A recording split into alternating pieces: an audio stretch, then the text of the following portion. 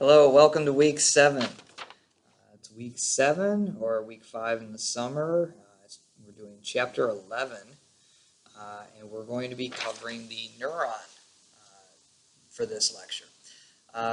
We're going to talk about the nervous system. This is the first video lecture on the nervous system. We're going to cover chapters 11, 12, 13, 14 on a test. And also we get into 15, 16. We'll talk about special senses and autonomic nervous system. So we spend quite a bit of A&P1 talking about nervous system. So we have chapter 11 on the neuron, nerves, kind of basic setup. We have chapter 12 on the spinal cord. And spinal nerves. Okay, we'll talk a little bit about that because we have some laboratory that deals with the peripheral nerves. And then we have chapter 13 is on the brain. Chapter 14 is on sensory and motor pathways. Okay? So let's talk about the nervous system just to introduce it. You have two parts to the nervous system. You have the central nervous system, which is the brain and spinal cord. And then you have the peripheral nervous system, which are all the neurons, which are contained in nerves out in the peripheral, what's not in the brain and spinal cord. So in the spinal nerves, in the peripheral nerves, also the receptors that would be involved with the sensory division. Okay. So one of the things I want to get straight right away is that when I talk about a nerve is a big bundle of neurons, okay? And it contains the axon of neurons and a lot of connective tissue as well. So there's connective tissue in a nerve. It's a big bundle, lots of cells in a nerve. Okay? A nerve is a big structure. Connective tissue, support cells, we call them Schwann cells, especially in the peripheral nervous system. We have blood vessels for some of the larger nerves. Okay? You have the sciatic nerve, for example. This thing is pretty big around. We're talking, at least a full centimeter around. That's about the size of it. So that's not just one cell. You have thousands and thousands, okay, of thousands and thousands, millions of neurons that are running in here, along with all the connective tissue and support cells that are contained in a nerve. A lot of we'll talk about a neuron as one single cell that you'd see versus a nerve, big bundle structure. Okay. Right. So as you go through, we talk about the peripheral nervous system. One of the things with the peripheral nervous system and the central nervous system is we talk about things like, say, terms that are used, like a ganglion. Okay? A ganglion is something that's used to basically define a collection of neuron cell bodies in the peripheral nervous system. If you remember, I had you draw the neuron when we were covering tissues in chapter 4, where I just basically had a very simple, what we'll call multipolar neuron. Okay. Here, I drew another one. Okay, so this is one of them. Okay, multipolar neuron. What you'll have is you'll have a collection, a bundle of a whole bunch of these neurons, all in close proximity. Okay. In the peripheral nervous system, that bundle is called a ganglion. In the central nervous system, that bundle is called a nucleus. Now, when I say nucleus, especially for, unless I'm specifically talking about the nucleus of the cell, when I get into chapter 13 and we start talking about the brain and nuclei of the brain, we're talking about actual gross anatomy areas that you can actually see, or areas of what we call gray matter, is where we have a collection of these neuron cell bodies.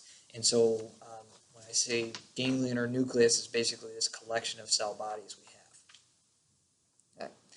Okay. For your peripheral nervous system, you have divisions, as you're following along in the PowerPoint, divisions of the peripheral nervous system. We have a sensory division, we have a motor division. When I say sensory, okay, it's a sensory afferent and motor efferent, but I like to purposely mispronounce it just so that you know the difference. And I'll say sensory afferent, motor efferent. Okay, so sensory afferent is coming in.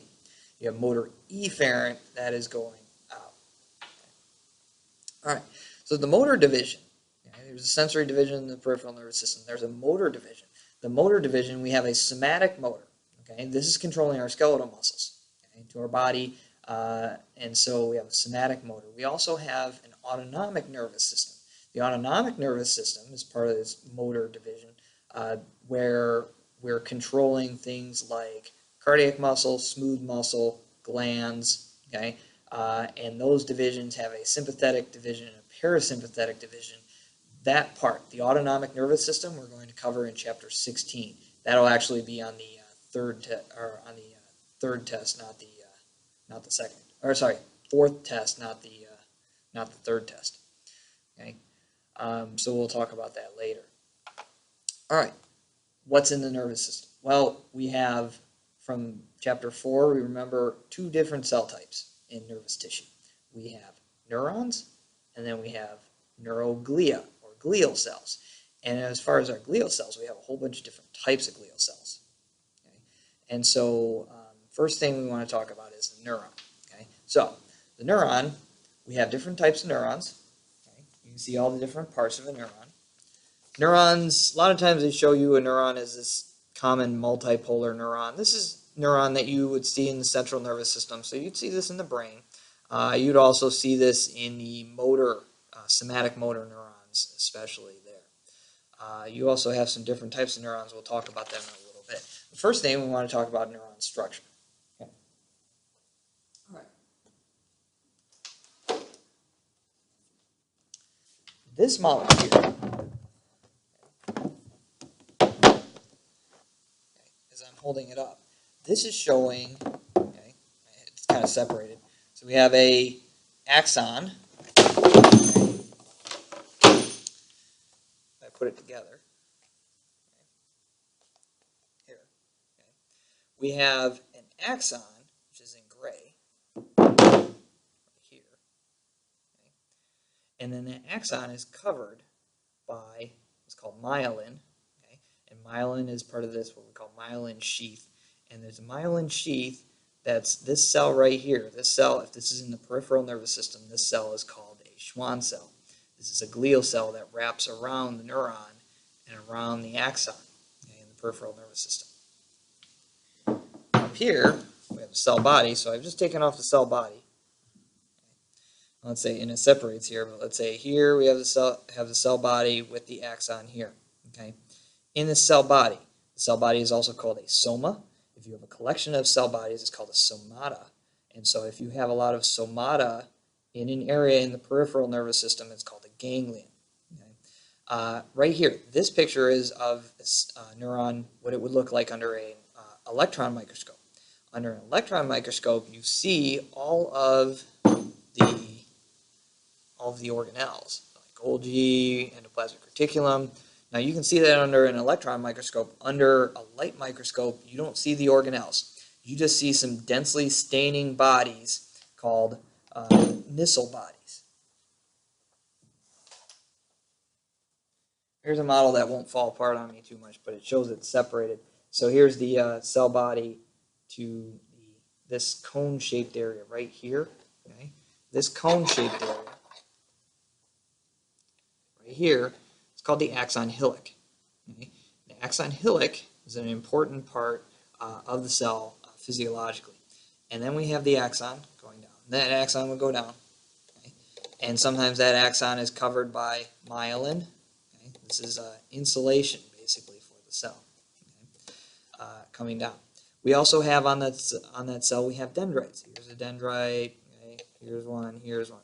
Now these things right here, these are synaptic knobs of a, what we call a presynaptic neuron. So you have a neuron out here with the neuron cell body with the axon, and the axon coming down to the synaptic knob at the nerve terminal, and then this synaptic knob is synapsing, which means it's going to communicate with this cell here.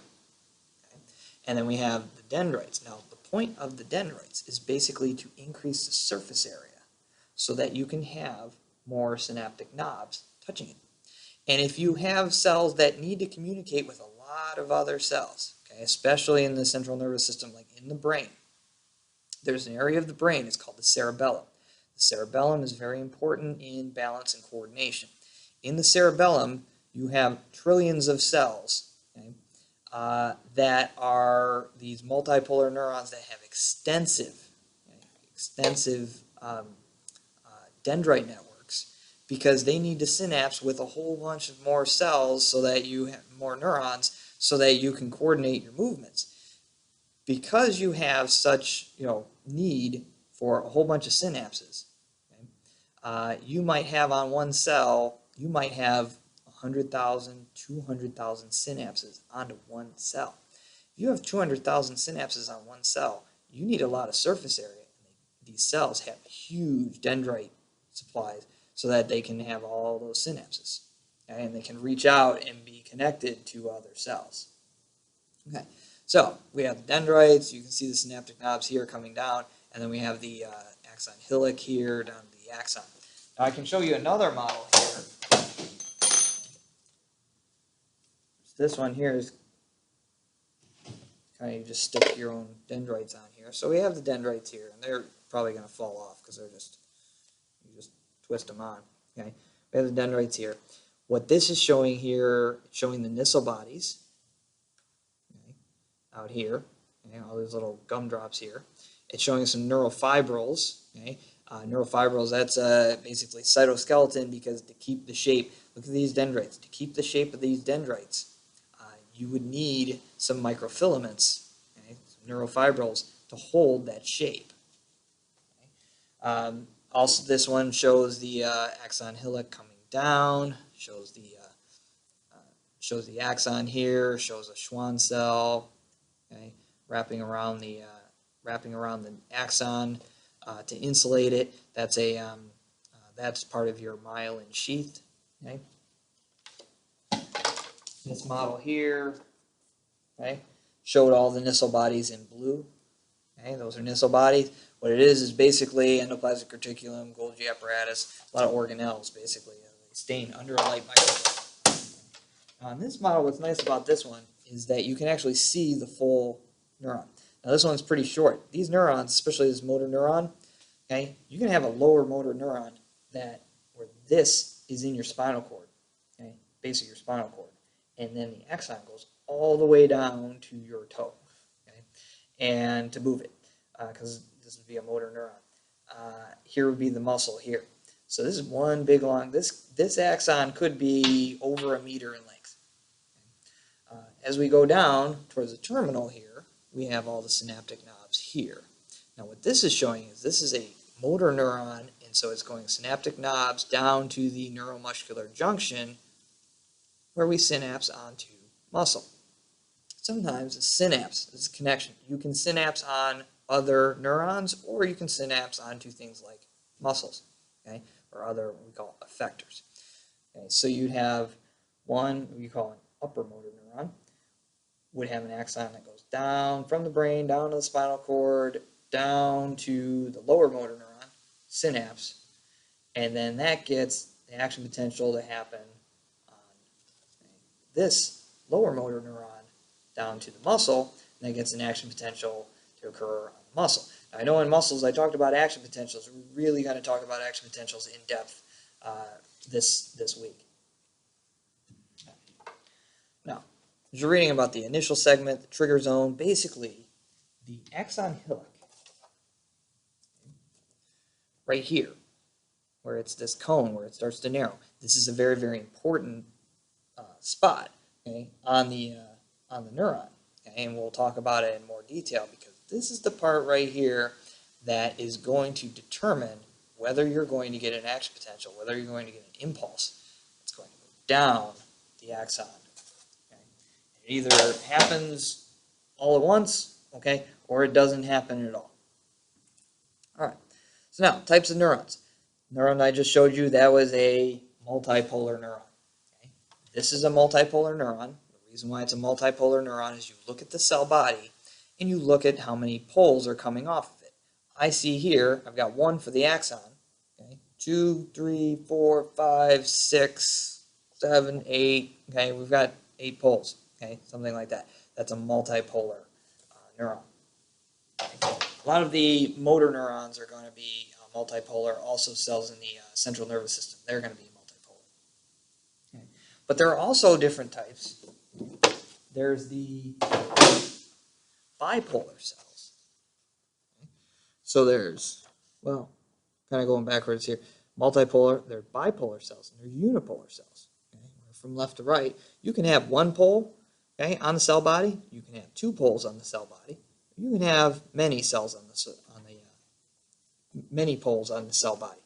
Okay, right here, this is a unipolar neuron. Why?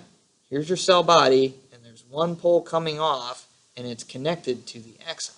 Now this thing looks really, really weird. You're like, why would this look like that? It's like, well, this is the way these cells look. This is the way they are. A lot of times these unipolar neurons, okay, are sensory, okay, which means, okay, you would have unipolar neuron with sensory, which this structure right here, these are like dendrites, okay, collecting sensory information, would cause an ax potential that would go down the axon to the nerve terminal. And then the cell body is just over here, basically, to contain the DNA and some organelles so that you can make structures and maintain the cell. Okay, make neurotransmitters, those kind of things. So that's what's happening with the unipolar neuron. What happens a lot of times, actually, is that this might not be right in the center. Okay, in the unipolar neuron, it's usually a sensory neuron, and that sensory neuron is going to come up, let's say, from your toe. Okay, go all the way up almost to your spinal cord. And when you get real close to your spinal cord, there's an area, okay, it's called the dorsal ganglion. Okay? And the dorsal ganglion is a collection of cell bodies, these unipolar cell bodies. And then it goes to, okay, right into the spinal cord, and then would terminate in the spinal cord. Okay? So a lot of sensory would have the unipolar with the cell bodies all collected together in what we call the dorsal root ganglion. Okay? Dorsal ganglion. Dorsal, usually I call it dorsal root ganglion. It's dorsal root of the spinal cord. Okay? We have the bipolar. Okay? Bipolar, not too many cells are bipolar, but they're especially prevalent in your special senses. So you have bipolar neurons, for example, in the retina of the eye. Okay? Or a lot of our special sensory, smell, taste, hearing, you do have these bipolar. So they're mostly found. Best example I would probably use for the bipolar neurons are going to be in the retina, because when we cover special senses, we'll really talk about these bipolar cells quite a bit. Okay? Why are they bipolar? Well, look at the cell body. The cell body has two poles. The cell body is basically shaped like a football. So you've got one pole on one end and one pole on the other. Okay? So it's bipolar. So we have unipolar with one, bipolar with two, and then multipolar with multiple. Okay. All right. All right, neuroglia. Just read along with neuroglia. Make sure you take notes on them, like, for example, astrocytes. Okay? Astrocytes, they maintain the blood-brain barrier. They have the tight junctions. The blood-brain barrier is at the level of the capillary in the brain. Okay? And then the tight junctions, foot process of the astrocytes actually hold it and make sure what goes from the blood to the brain or from the brain to the blood must pass through the astrocytes. So the astrocytes are the gatekeeper. They're maintaining that barrier. Okay? A lot of times what happens is you have all these glial cells, like astrocytes, for example, and other cell types that are holding cells together. When you get brain death, okay, if you start to see death of the glial cells, okay, those cells don't come back. And then the brain, instead of being held together and holding all the neurons together and holding all the synapses together, okay, even if the neurons don't die, okay, if the glial cells die, then the brain would basically liquefy because you have all these cells that are support cells holding it together, and that would not be a good situation. In addition to neuron cell death, and then once the neurons die, then they don't come back either. So a lot of times when they talk about someone who's brain dead or something like that, the problem with being brain dead is that when those cells die, they're not coming back, and you've lost all the connections, all the network connections. Okay?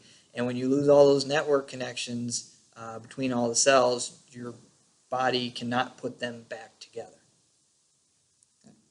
All right, so we have the astrocytes.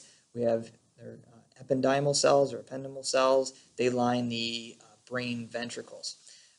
There are some hollow parts of the brain that are filled with fluid, okay? Filled with what we call cerebrospinal fluid. Okay? It's found in the spinal cord, but also in the brain ventricles. And it's actually areas of brain ventricles they make it. We'll talk more about these ependymal cells and the choroid plexus and those structures when we get to the brain. Okay. We have microglia, tiny little phagocytic cells. We have oligodendrocytes. Oligodendrocytes basically contain the myelin sheath in the central nervous system. They're very, very similar to the cells called Schwann cells. So what I want you to know is that oligodendrocytes form the myelin sheath, okay, covering axons in the central nervous system.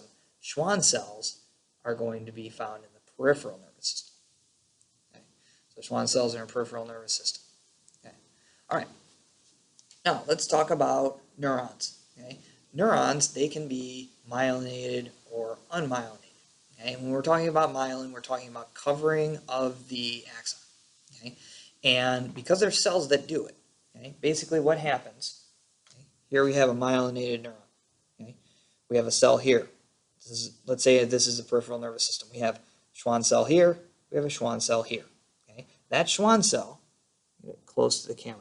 See, that Schwann cell has wrapped itself around, like here, showing like 10 times. Okay? It just wraps around and around and around. Okay? And that forms the insulation. The Schwann cells, they have myelin. Myelin is mostly lipid, okay? Some protein. It's basically contained in the cell, and then the cell has the phospholipid bilayer, okay? And that basically insulates the cell. If you think of like insulating yourself, one of the best ways to insulate yourself would be to wear lots of layers. And so you have a Schwann cell with a whole bunch of layers here. Okay? Now, between the Schwann cells, okay, so I've got one here and one here, okay? I've got a gap right here. Okay? This gap right here, okay, is called the node of Ranvier. So I have a node of Ranvier here and a node of Ranvier here. Kind of like the axon hillock, the node of Ranvier is important physiologically because there's stuff that happens in spots we'll talk about later in the chapter. Okay? One thing about myelinated axons is the more myelin you have, the bigger these cells are, the more far apart the nodes of Ranvier are. The action potentials tend to happen at the nodes of Ranvier. Okay? And I'll show you this later in the later in this video. Some neurons don't have any myelin. When you have myelin, and the more myelin you have, the faster the impulse can go, okay, down the axon. So, we'll talk about this later. Can an action potential travel at different speeds? Yes. Okay. Depending on the amount of myelin that's on a neuron, you can have an impulse travel faster or slower. Okay. All right. Moving on. In the let's see, we're at slide number 17 on the PowerPoint.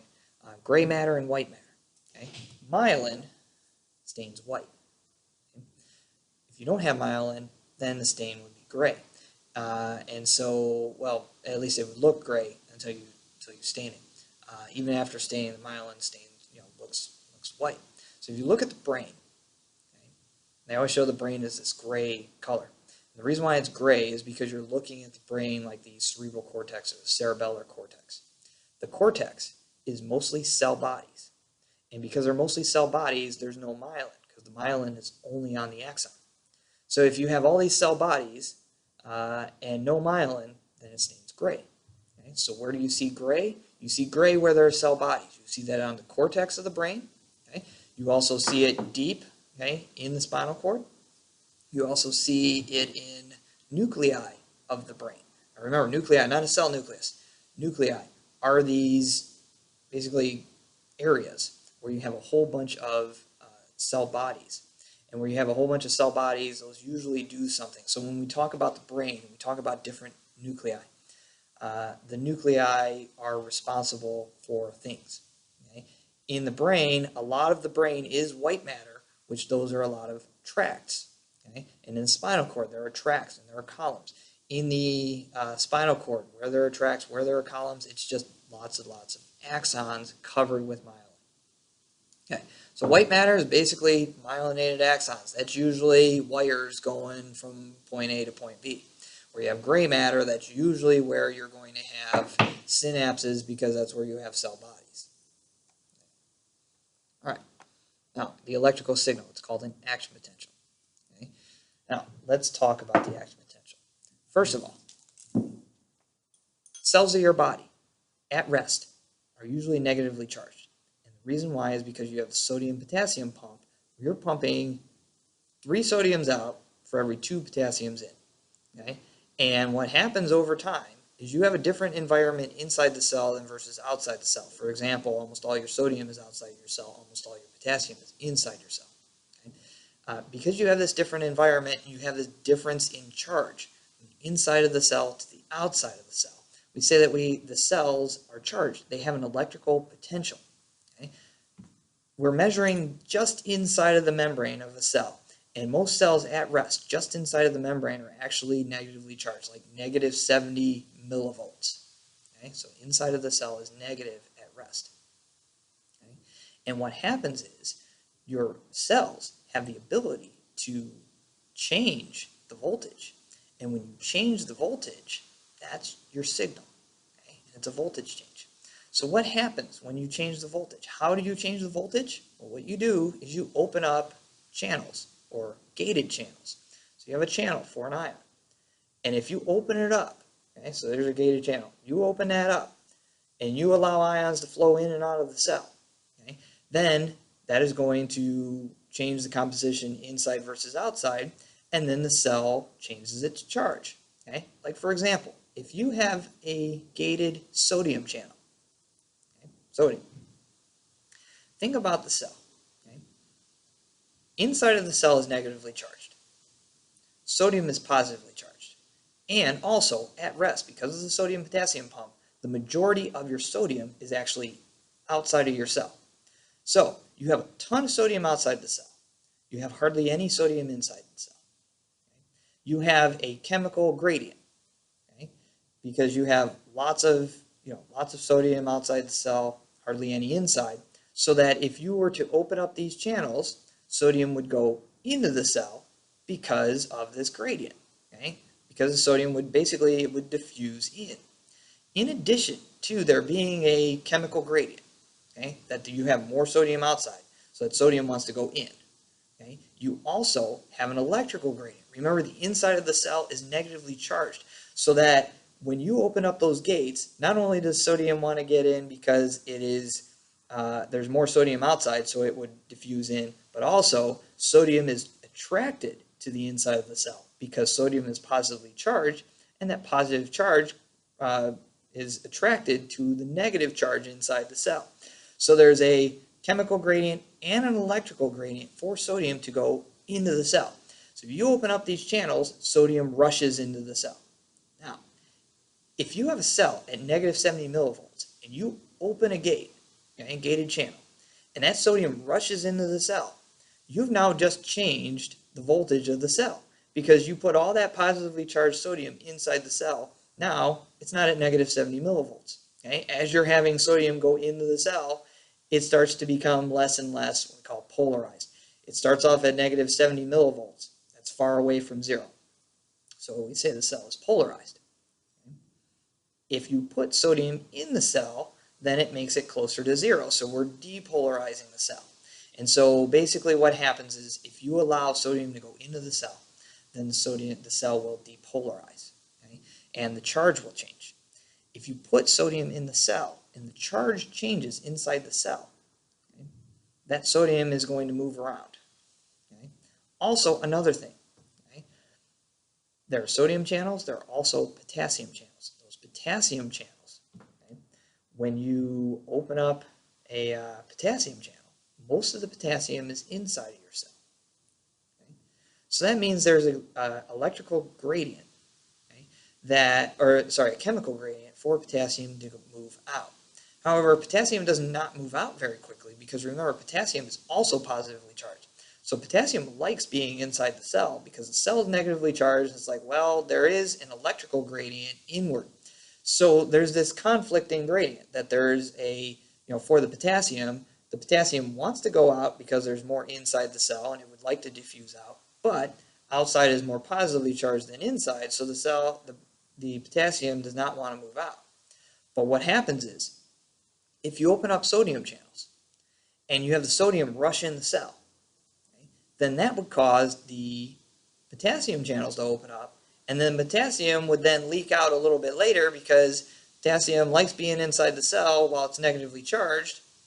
Okay, it's kind of like at this party. Okay, sodium comes in, crashes the party, and then potassium's like, oh, well, you changed the voltage now. Now the voltage is positively charged. It's time to leave. Okay, and then potassium goes out. This is what's happening. You get this rapid change in charge, and it's shown by this graph here. Okay, this is the action potential. This is if we take one spot on the cell. Okay, so just pretend that we're measuring right here at the axon hillock, at rest at -70. So here's the axon hillock at -70 millivolts, and then you have a signal, okay, some kind of impulse to get sodium channels to open. Sodium channels open, sodium goes in. Sodium rushes in the cell, and this causes a depolarization. So you have all this positively charged sodium going in, and then that causes the inside of the cell to become more positively charged. So it depolarizes. Once it's depolarized, now the inside of the cell might be at positive 30 millivolts. If the inside of the cell is positive 30 millivolts, that means the outside is comparatively negative, which means now potassium feels like leaving. And so potassium doesn't leave until after the sodium goes in. So when sodium goes in, it depolarizes, then potassium leaves, and when the positively charged potassium leaves, then it repolarizes.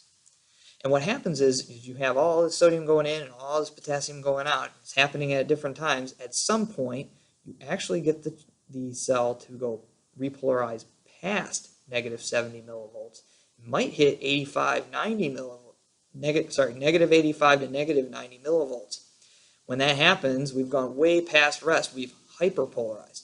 So right now at -70 at rest, we're polarized. And then we can depolarize as we get closer to zero. Then we can repolarize, we get further away from zero. And then if you get even further away, then you hyperpolarize. Okay? And then this happens, and then finally all these gates close, and then the sodium-potassium pump is taking over, and eventually it brings it back to rest, and things are back to normal. Okay? This right here is the action potential. Now, while this is happening, while depolarization and repolarization is happening, your neuron is actively undergoing an action potential, and that spot is not going to be responsive, okay, to another stimulus. So we say this area here, we're not going to get another stimulus. It's called the absolute refractory period. So that you couldn't have an action potential on top of an action potential. So in this 1 millisecond right here, you can't get an action potential at a half millisecond. You got to wait till that action potential is over. Okay? But when it's over and it's hyperpolarized, okay, this is called the relative refractory period. It's very, very hard to get an action potential in that same spot, okay, while it's hyperpolarized, because basically what happens is there's a certain, what we call threshold voltage. Let's say that's at -55 millivolts. There's a certain threshold voltage that you got to get the inside of the cell up to before you can get an action potential. If you're down at -90 millivolts, you got to get back up to 70 and back up to maybe -55 to get the other action potential. Because it's tough to do that, okay, this is this relative refractory period. Beyond that, now we're at rest again. Now we just have a little bit of stimulus to be able to get another action potential. Okay. So this is the action potential. You can pause it, screenshot it, whatever, basically, but this will be on your weekly assignment here. Okay. So this is basically looking at the voltage of the cell in one spot. Okay. Now, with the action potential, how does this happen? Well, what happens is you have channels that will open and close. And you have different types of channels, okay, that are gated. And you have some channels, okay, so here's my gated channel, Okay, let's say it's a gated sodium channel. So you got this gated sodium channel, and it's going to open up at some point, and it'll let sodium in. Okay, because that's the way sodium wants to go. Sodium will go in if you open up that channel. Okay? You have channels that are ligand gated, which means a ligand is something that binds to a receptor. Okay, so a ligand is a very, very general term for something that binds to a receptor. Hormones can be considered ligands because they bind to receptors. Okay? Neurotransmitters can be ligands because they bind to receptors. And in this case, in the nervous system, I'm talking about neurotransmitters. Okay? You have a neurotransmitter we talked about with the muscular system. We talked about acetylcholine. Okay? Acetylcholine binds to a receptor. That receptor happens to be a ligand-gated sodium channel. So what happens is, if you get acetylcholine to bind to the channel, to the receptor, it causes the receptor, okay, channel to open, and then sodium goes in the cell. So that's how neurotransmitters work. They usually are ligand-gated channels where you bind to the channel, open it up, and the sodium goes in. Okay, and so that's very, very similar. Very, very similar in all of your stimulatory or active ligand-gated channels. So let's say, for example, for this class is basically we got acetylcholine binding to a ligand-gated sodium channel, binds, opens up, sodium goes in. Okay, so where does this happen?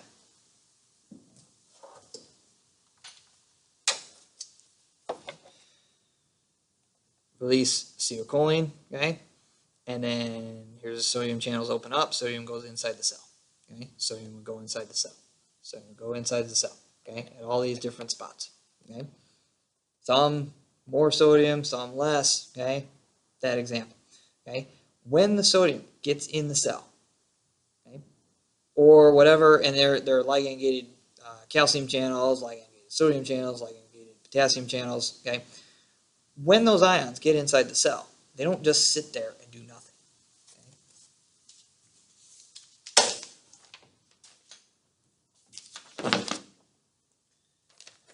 Here's showing. Okay, so right here. Okay, what this is showing. Here's your neuron. This is the cell body. Okay, here's another neuron synapsing here. So here's your synaptic knob. Okay, your synaptic knob has all this acetylcholine. The acetylcholine is released, binds to a sodium channel. Okay, sodium channel opens up, and then sodium goes into the cell. Now, when sodium goes into the cell, and this area of the cell is negative 70 millivolts, it will raise the voltage up to negative 55 millivolts, okay, or something like that. Okay, if you can get it up to minus 55 millivolts, okay, or even minus 60 millivolts or minus 65, you change it just a little bit. Okay, if this spot right here is negative 55 millivolts, and this spot over here is negative 70 millivolts, okay, sodium is going to be more attracted to more negative because it's positively charged. So that sodium isn't going to just sit here. Okay, as the sodium comes in, that sodium is going to spread, okay, and dilute that electrical gradient. So then that sodium is going to move over here because it likes it more negatively charged over here. Now what happens is you have a ligand-gated channel here. Okay? Ligand-gated, so sodium binds, opens the channel. At the axon hillock, okay, the axon hillock contains a whole bunch of voltage-gated channels.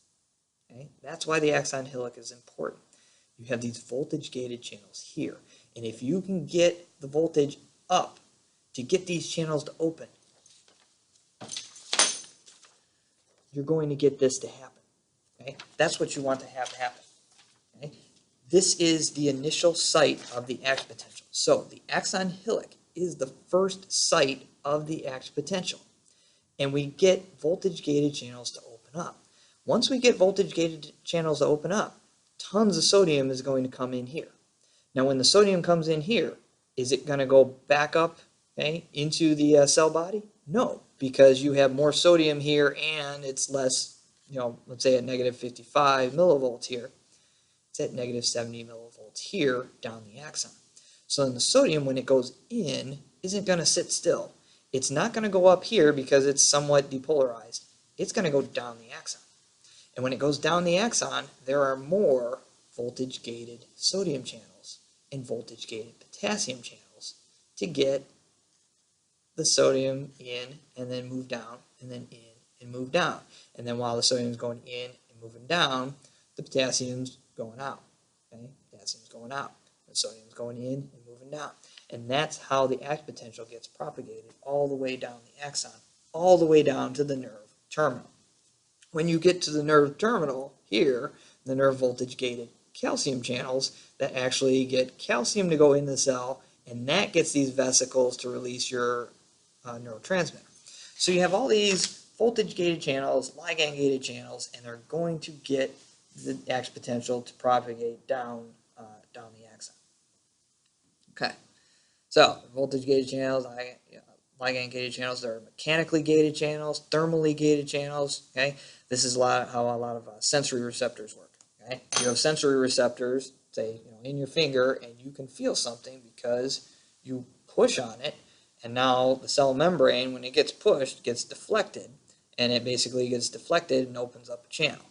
Okay, it's kind of like when I think of it as like inflatables, and there's a little valve there. Okay, it's a mechanically gated valve. You got to push on it, and then it opens up the valve. That's how your mechanically gated channels work. It's how a lot of your general sensory receptors work, these little mechanically gated channels. Okay? Thermically gated channels, a lot of your special sense organs also have other types of gated channels. Okay? All right, so as you go through, you can read the PowerPoints on the membrane potentials, graded potentials. These potentials, they can add on to each other. Okay? I'm showing one nerve terminal and one location of the cell, but you have multiple synapses all over the place, and you kind of have to add up all the effects of all of them. Okay? When you add up all the effects of all the all of the nerve terminals, okay, all these synaptic knobs, you're adding up the effects of this one, this one, this one, this one, okay, this one. Okay? That is called spatial summation because we're adding up in all these different locations. Okay, what's going on?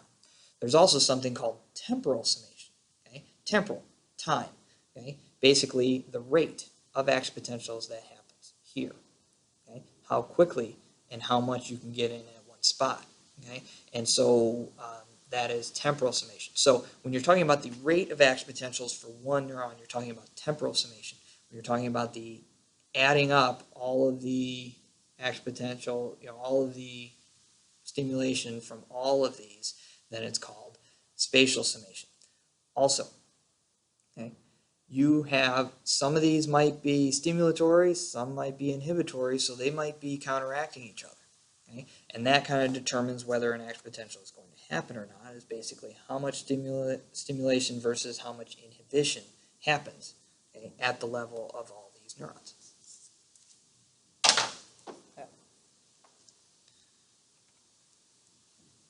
All right, it talks about the action potential, refractory period, okay, and then we get to propagation, okay, conduction down the axon. The action potential happens at the axon hillock, and then it's going to occur in spots along the axon. If you have an unmyelinated axon, okay, you have what is called continuous propagation, or continuous conduction. So, continuous versus saltatory conduction. The first one, when I drew up here, this is continuous conduction. Okay? So, what happens is, if you get enough sodium inside the cell, okay, that's stimulus. Okay? It's getting the stimulus. Neurotransmitter is trying to get the channels to open, to get sodium in the cell, to depolarize the cell. If you can depolarize it just enough to get a voltage-gated channel to open up, then the sodium will go in the cell. Okay? And then right behind it, potassium channels will open up, potassium will leave. Okay? Now, when that happens, okay, you're going to see a change in voltage here in this spot, because then you have negative 55 here, negative 70 here. Well, the sodium wants to go from here to here because of the electrical gradient. And the sodium moves over here, makes this negative 55, and then it's going to be, open up this channel, and then sodium comes in here. And then it moves down here and does the same thing. And so it just kind of goes continuously all the way down. Okay? Now, to go from here to here, you might need like 10 action potentials to go from here to here. Okay? And those action potentials are pretty quick, but you're still talking about, going like not even a millimeter, and you need, a couple milliseconds to have this happen. Okay? Look what's happening here in a myelinated axon. Myelinated axon, you have saltatory conduction. Okay? Some are salt. Okay? Saltus, it means jumping. The action potentials jump from node of Ranvier to node of Ranvier. Okay? They jump from node to node. Okay? Now, what happens here is sodium is going to flow down the barrel of the axon faster than it can using continuous conduction. Okay, so the saltatory conduction is a lot faster. You put myelin on a neuron, and you get the action potential to happen here, and then sodium flows down here, and then it happens here. Now, why does this happen? Well, where you have myelin covering it, you don't have any voltage-gated sodium channels. And that means they're all in those nodes of Ranvier. So we have a whole bunch of these channels are sitting in the nodes.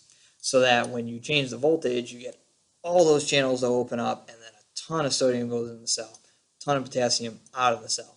Okay? And because all those voltage-gated channels are here. So instead of needing 10 action potentials to occur all the way down here, you get one here, flows down, opens these up, flows in, flows down, opens these up, flows in, flows down. And so you got 1, 2, 3, boom, very, very quickly moves down the axon. Okay, so your continuous conduction in the unmyelinated axons is a lot slower than your saltatory conduction in your myelinated axons. Okay, so this is showing continuous propagation versus saltatory. Okay, now, with the speed of conduction. This action potential here, this is the same all the time, okay? Especially the depolarization and repolarization. Okay? And then you get that after potential, or they call it hyperpolarization here. Okay? That's the same. It looks the same all the time. But okay, when you're actually talking about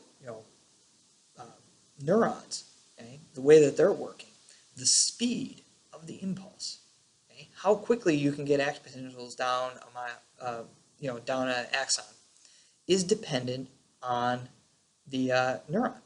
Neurons are not all the same.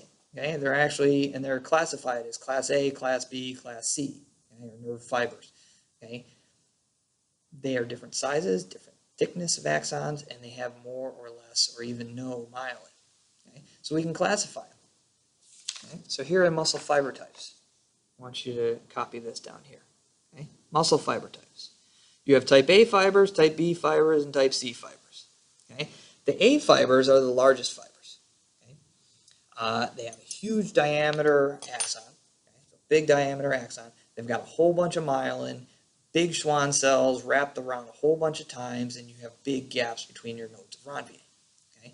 They can go really, really fast, okay? Because you don't have as many axon, as many nodes to hit, so you don't have to have as many action potentials. Okay? So you don't have as many action potentials. Plus, if you have a big diameter, you can get a lot of flow, okay, through the pipe. Okay? Also, the more diameter you have, the more peripheral circumference you have, which means you have more surface area outside at the node to have a lot more channels. And when you have a lot more channels, you can get the change in voltage, the depolarization, to happen a lot more quickly. So, because of the diameter and the distance between the nodes of Ranvier, it can go very, very fast. Okay? And these are your type A fibers. Okay? Your type A fibers are going to be highly myelinated. Okay? Type A fibers, okay? So they're big diameter, highly myelinated, and they're very, very fast. They'll go 100 meters per second. Okay? Very, very fast. Okay? And remember, your body, from top to bottom is, a lot of times less than 2 meters, unless you're very, very tall. So you can get places very, very quickly. Okay? A good example of type A fibers is going to be a lot of your, probably best example is like in your optic nerve. Okay? In your optic nerve, you get the information to the brain very, very quickly. The optic nerve is like white with lots and lots of myelin. Okay? A lot of other sensory and motor, you would have these type A fibers. Okay? Type B fibers are less myelin. Okay? So you have type B fibers. they're myelinated, a little medium diameter. They're still myelinated, so I'd say yes, but they're slightly myelinated, smaller cells, less wrapping, uh, less distance between your nodes of Ranvier. They're about medium speed. They go about 10 meters per second, which is still pretty fast. Okay? Then you have your type C fibers. Your type C fibers, they're small, they're unmyelinated, and very slow. Okay? 2 meters per second max. Okay? Even less than that. Okay.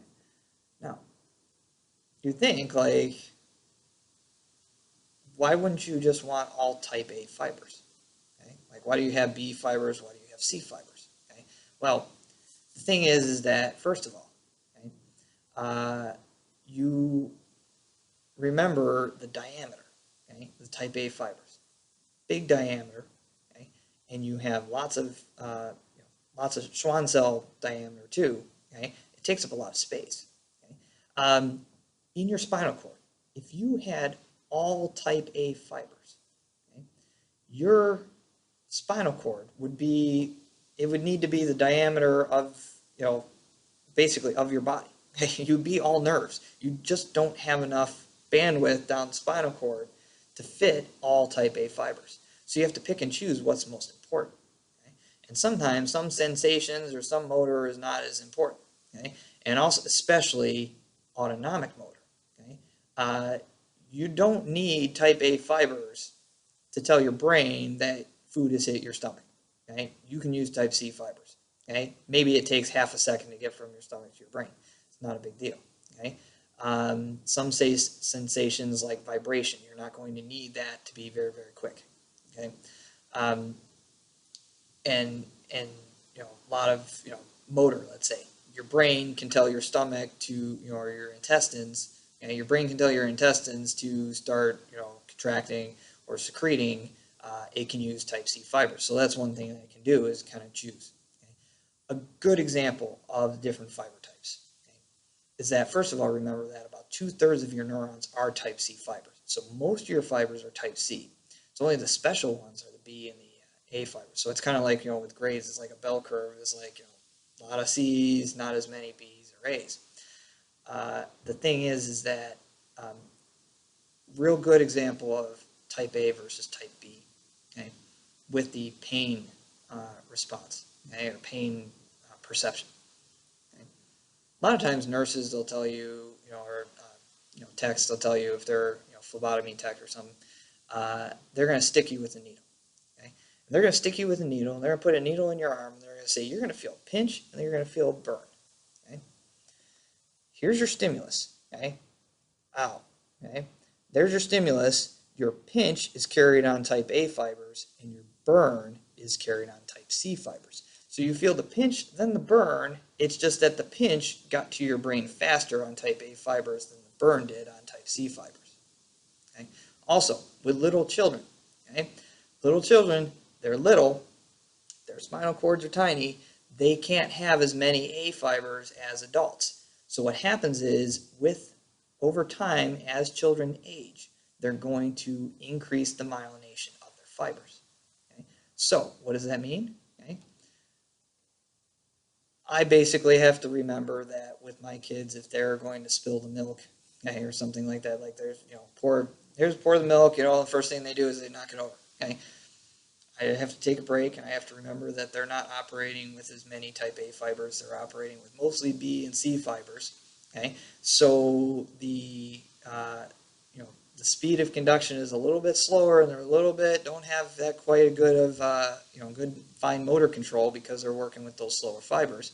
Plus, their brain has to compensate for the changing myelination plus the change in distance, because they're growing.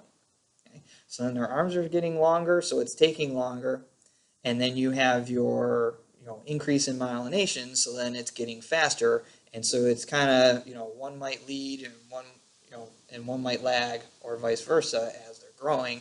And this is why a lot of times they get clumsy after a growth spurt or something like that, is that you have this increasing myelination, making more of these fibers, but also increasing length, that it would slow things down.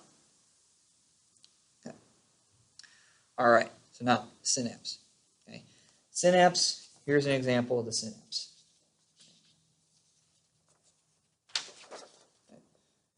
This is just a real simplified functional drawing here, okay? And you can see all the parts, okay? Notice, in the synaptic knob, you have synaptic vesicles. They contain neurotransmitters, okay? Your impulse is going to go here. Here would be your axon hillock. The action potential would be going down here, release into the synaptic cleft, okay? And then bind to the postsynaptic membrane of the postsynaptic neuron. Okay, so here's your synapse, this is your synaptic cleft, and this is the direction here. Okay. All right, so you read about electrical synapses. What I showed you was a chemical synapse using a neurotransmitter. You can read about in your notes about receptor removal. Okay. Depending on the neurotransmitter, a big, common one that I'll use a lot of times is acetylcholine. There are lots of different neurotransmitters that can be released from a synapse. Okay, and we'll talk about some more when we get to the brain in chapter 13. Okay, all right. Now, postsynaptic potentials. You're going to have a synapse, okay? And you might get an action potential down this one. But that doesn't mean you're going to get an action potential on this cell here. Now, if you get an action potential at the axon hillock, it'll definitely go all the way down here. And it will definitely get neurotransmitter to be released. But it does not guarantee you get one here. You usually do, though. Okay? Now, what you have to remember is it's not this simple, one-to-one like this. This one right here is getting multiple inputs from multiple neurons. Okay? And then you have to add up. You have that temporal summation, okay? The rate of action potentials, okay? How many action potentials are we putting down here? Okay? And then spatial summation. We have all those other neurons. And then some of the stimulation is stimulatory and some is inhibitory. So then we looked at the postsynaptic cell and we say, will this postsynaptic cell get an action potential at the axon hillock? Well, what's going on? Is it being stimulated? Okay. Is it being excited? Or is it being inhibited? Okay. So we look at the axon hillock right here. Okay. And remember this action potential here, that we're sitting at rest at -70. The reason why we could get depolarization and get an action potential is because there's a voltage threshold that if you can hit, let's say, and I'm just kind of picking these numbers, let's say, if the point at which your voltage-gated sodium channels open up is -55 millivolts, that's your threshold. Okay, at -55 millivolts, boom, pops open. Okay, that you have to get the inside of the cell to that voltage, and then it opens. Okay, so that's what we're trying to do. So if you have an excitatory postsynaptic potential, okay, right here. I'm sorry, right here. So if you have excitatory, okay, right here, excitatory, you're going to get some depolarization. You get a little bit of depolarization and you hit the threshold. This threshold is now, okay, we got enough sodium in the cell and now our voltage-gated sodium channels are going to open up. Now we're going to get an action potential. Okay? If you can get some excitation here and get it close, you're real close to threshold. And then you can get over the hump and then you can get the action potential.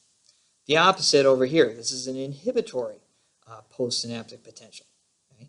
This is where you cause hyperpolarization. When you cause hyperpolarization, so you're not putting sodium in, you might be putting chloride in, okay, for example, or something else, okay, or taking potassium out. Okay? Whatever you're doing, you're changing it to make it more negatively charged. If you can make it more negatively charged, let's say bring it down to like -85. Okay? Instead of needing 15 millivolts to get to the threshold, now we need 30 millivolts to get to the threshold. This is kind of like, okay, right here, this threshold, that's our basketball hoop. Okay? We can put on a stool, okay, and then we can stand on a stool, and that makes dunking it a lot easier because you're standing on a stool. Okay? Now, stand in a 2-foot hole, so now you're 12 feet away from the basket. Now dunk it. Makes it real hard. Okay?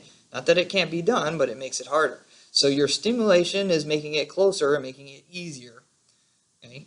Your inhibitory is making it further away and making it harder. Okay? And so that's what's happening on the postsynaptic membrane that determines whether you're going to get an action potential. Okay? Also, okay, not only do you have synapsing onto this one here, okay, you can actually get a synapse that is on the presynaptic cell. Okay? It's called an axoaxonic synapse, okay? And it's shown right here. Okay? This is presynaptic facilitation inhibition. Okay? So I basically redrew this, okay, synapse here. Then I put in an extra neuron right here. And you do have these pathways like this, where you'd have normally things go potential, get enough stimulation, action potential. Okay? Action potential, action potential. Get action potential, release of neurotransmitter right here. Okay? On the postsynaptic cell, binds the postsynaptic cell, then you get an action potential. But you have these axoaxonic synapses where this neuron modulates this presynaptic one. So that if you get an action potential down here, you can modulate how much neurotransmitter is released. And the substance that does it is called a neuromodulator. So a neuromodulator can modulate how much neurotransmitter is released so that you don't have to change the impulse, okay, or the rate of action potentials here. You could just affect it down here and add more or less neurotransmitter. So it could be facilitating, where you add more neurotransmitter, okay, you get more neurotransmitter, neuromodulator gets more transmitter to be released, or it could be inhibitory, where it gets less to be released. Best example of neuromodulators, how they act in axoaxonic synapses, okay, is in the pain pathway. Okay? In the pain pathway, and it's actually true, the neurotransmitter is called substance P. Substance P gets released in the pain pathway here, going up to the brain. Okay, so here's your substance P, and it's like, ow, ow, ow, ow. You have a neuromodulator here. This neuromodulator is called beta endorphin. Beta endorphin is a neuromodulator, and it alters the perception of pain.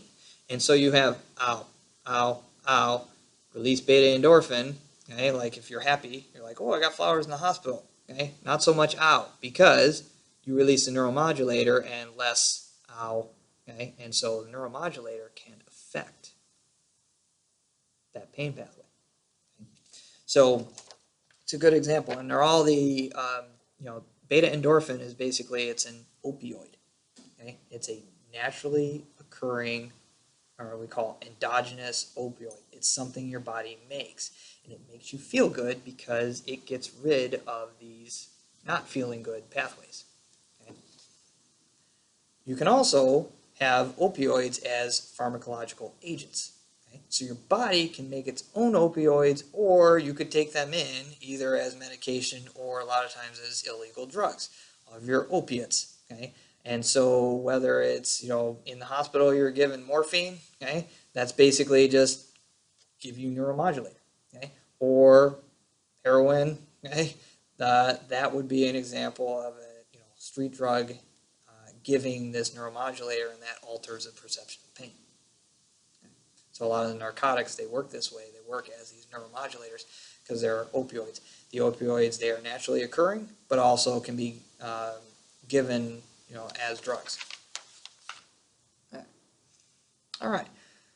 Okay, so I think we talked about the spatial temporal summation, neural pathways and circuits. You can see one of the last things I want to do, I know I covered some stuff like laboratory type stuff, is going to be your covering your neurons. Okay, so this neuron, I'll take pictures of them, give them to you. The last thing I want to cover is we also want to cover the plexuses. Okay, now we're going to start talking about nerves. We're talking about the plexuses and also the peripheral nerves. Now I know in some of the lab objectives, maybe they say spinal nerves. Okay, I want to clear up spinal nerve, peripheral nerve, plexus, that kind of thing. Okay? All right, so let's look at the spinal cord.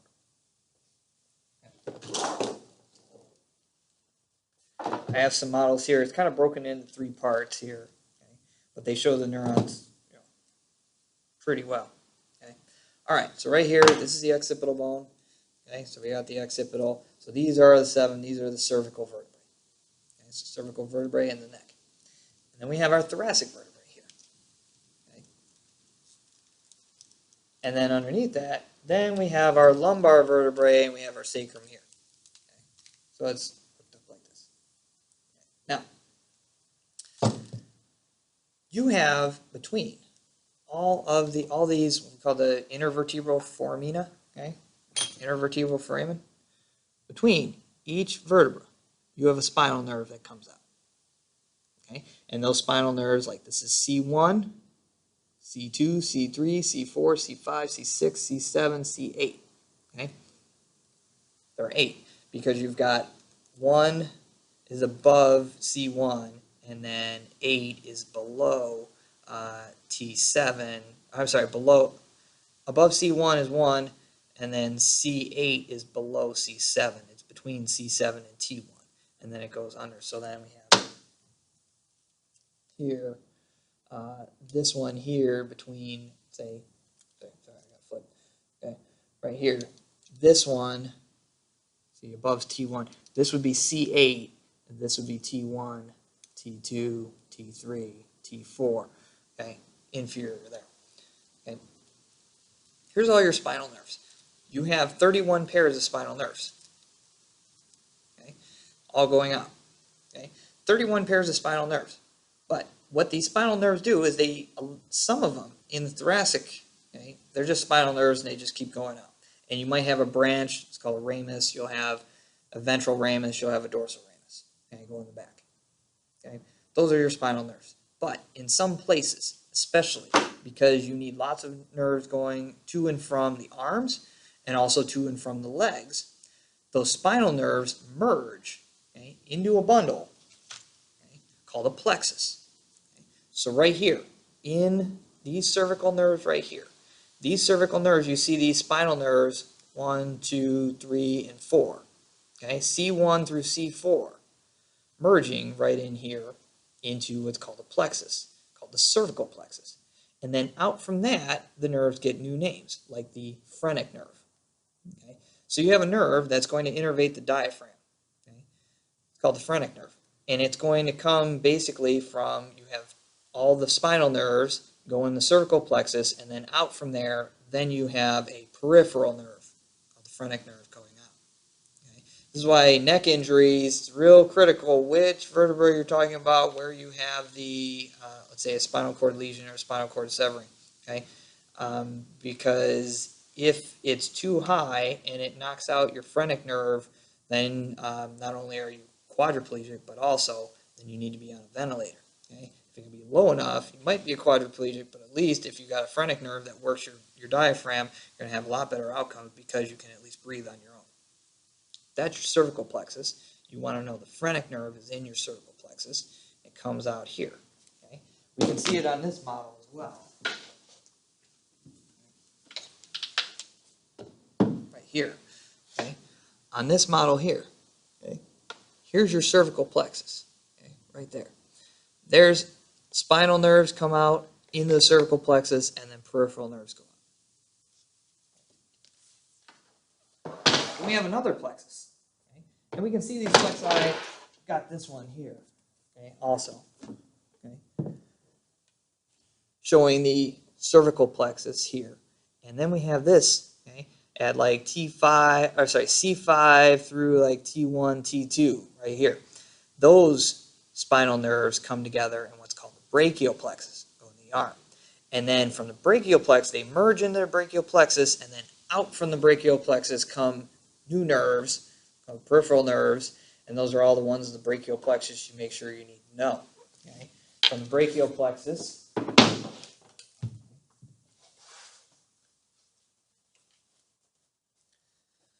let's say right here, okay, we have, you can see right here, brachial plexus and kind of like in the lower neck into the arm. And it's going to go into the arm, and then now we have nerves coming out. We have an axillary nerve going around the armpit. We have a musculocutaneous nerve going out to the outer arm. Okay, and then we have nerves coming down also. You can see them a little bit better on this side here. Okay, coming down. Radial nerve going to the thumb where the radius is. Okay, median nerve going right down the middle. Okay, and the ulnar nerve going down the inside. Okay, medial. Ulnar nerve going down to the pinky, down the ulna. Okay, so you can see here. I like this because this side is anatomical position. You can see radial, median, ulnar there. Okay, so radial nerve, median nerve, ulnar nerve, okay, musculocutaneous nerve, axillary nerve going in the armpit, wrapping around. Okay, those are the nerves of your brachial plexus. Okay, those are the ones you need to know. Okay, so in your for your lab practical, make sure you can identify the nerves. Okay, so the nerves, big ones. Okay, major nerves.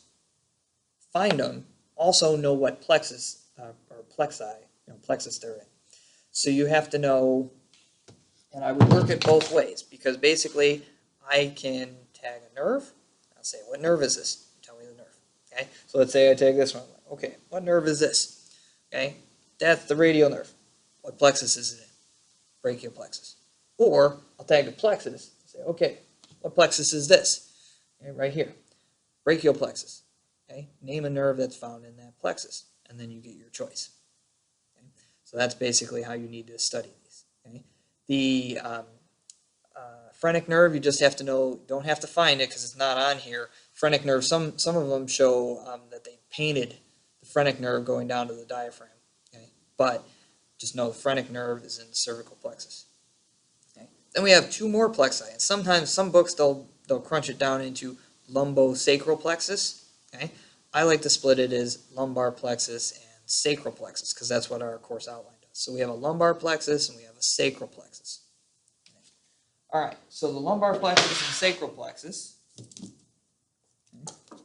okay, right here, the lumbar plexus, say here, here. Okay, you won't have to identify nerves here. Okay, you can find them on the on that C30 plaque where you can actually see where they're going. You have the obturator, okay, and the femoral nerve. Okay. The obturator, okay, and femoral nerve are off of the lumbar plexus. You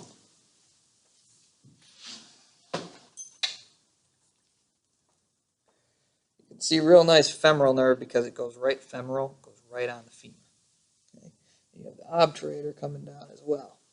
Okay. Now, okay. Well, actually, obturator up here and it shoots down here. Okay, so you've got the femoral coming down here. You've got the obturator coming down here. Okay, those are the two, femoral, obturator. Those are the two that are in the lumbar plexus. All the other ones on your list. Okay, and you have a list of 12 of them in your objectives. Okay.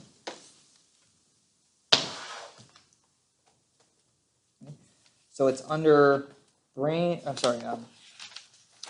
under spinal cord and spinal nerves, or spinal cord and peripheral nerves. Okay, right here, it is. What I'm doing is objective. This week I'm doing objective 6. Okay. These here, you got to make sure you know what plexus they're in. Okay, and then make sure you can find them as well. Okay, like I said, phrenic, you don't have to find. Okay, so what are the other ones in the sacral? Okay, everything else. So we did all the 5 of them. Okay, so there's 5 of them in the brachial plexus. You have to know. There's 1 in the cervical plexus. There are 2. Right, we just did the femoral and the obturator in the lumbar plexus, and then we have the sacral plexus. Okay, right here. We have the big one, sacral plexus. We have the sciatic nerve. The sciatic nerve, big one, sciatic nerve splits into the tibial nerve and the, instead of saying fibular, they say peroneal. Okay? So the peroneal nerve. Okay? And so this splits into tibial and peroneal. So you got a tibial and peroneal there. tibial and fibular. Okay, so we've got a sciatic nerve, big one, okay, right here at 35. Okay, sciatic, big one here, running down.